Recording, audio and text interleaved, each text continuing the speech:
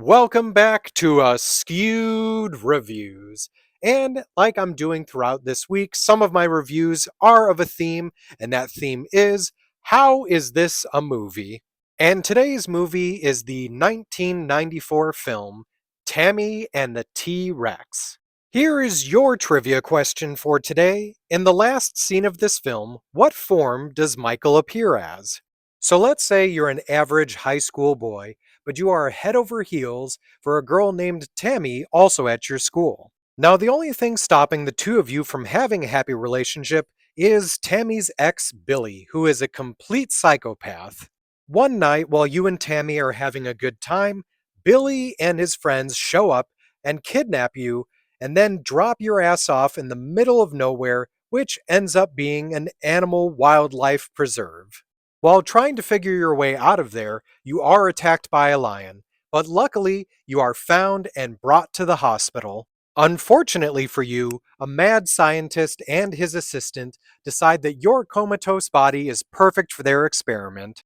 They then bring you back to their lab, where they remove your brain and place it in the body of an animatronic Tyrannosaurus Rex? Well, now that you're in this body of a T Rex, there are a couple of things you need to do. Number one, get revenge. Number two, get your girlfriend back. And then hopefully she and her best friend will figure out a way of getting your body back. And that right there is just some of the plot for the film Tammy and the T Rex. This movie was directed and co written by Stuart Rothel. Now, Raffel has stated that the only reason this movie got made is because a friend of his, who is a theme park owner, had access to a T Rex animatronic. So this park owner notified Raffel that he wanted to make a movie about this T Rex animatronic that he had for another 2 weeks until it was transferred to a park in Texas. Raffel asked what the movie idea was, and this guy apparently said that he had no idea, but he just really wanted to use this for a movie. So the script was then written over 1 week, and then filming was done in less than a month for everything. There was also constant additions to the script as he would allow the actors to add new ideas to it as well.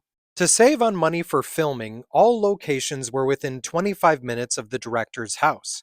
During production, there was even a big fire that destroyed a lot of properties, and you can sometimes see smoke in the background of some of the scenes. So there is a very high possibility you may have seen two very different versions of this film.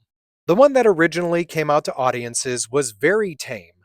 Luckily, due to the restoration company known as Vinegar Syndrome, who I actually bought my copy of this movie from, they actually did an uncut version with all of the original content that made it a lot more gruesome, a lot more adult, and a lot more fun.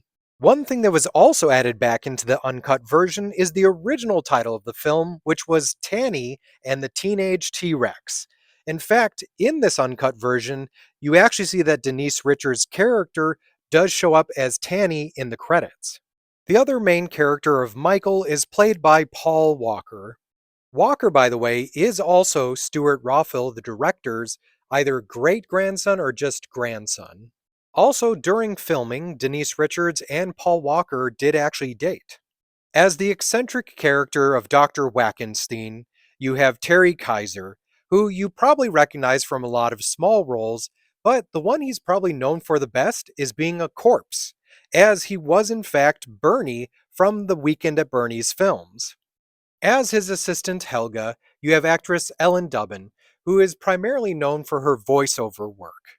Another actor in this film that shows up in so many different movies as background characters primarily is George Buck Flower as the character of Norville.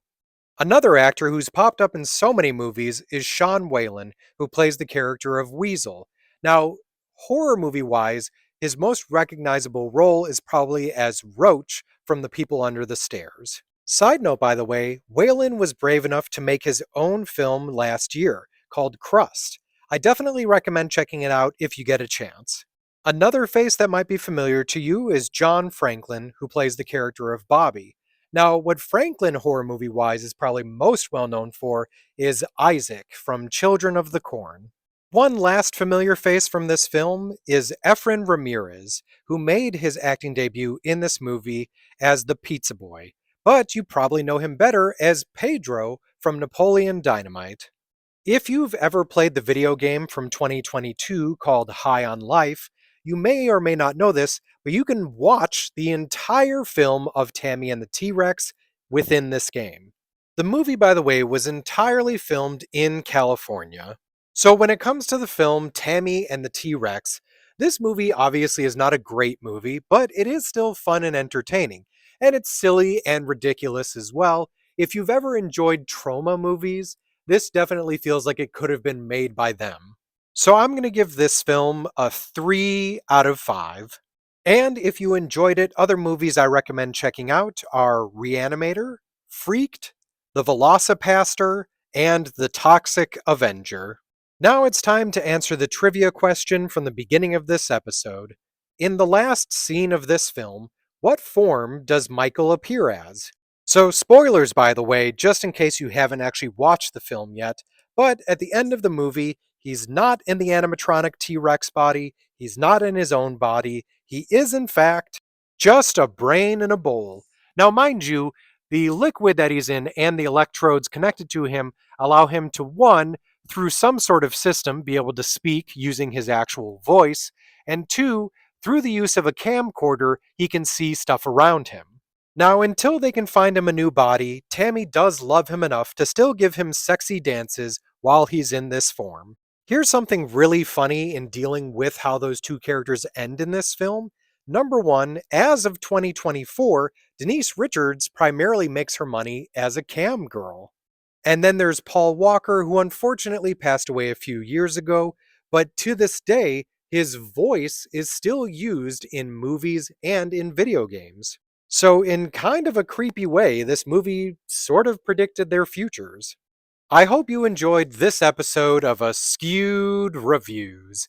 And if there's any other films that you think belong in the category of how was this movie made, definitely recommend it in the comments, and I'll try to add it in the next time I do this theme week again.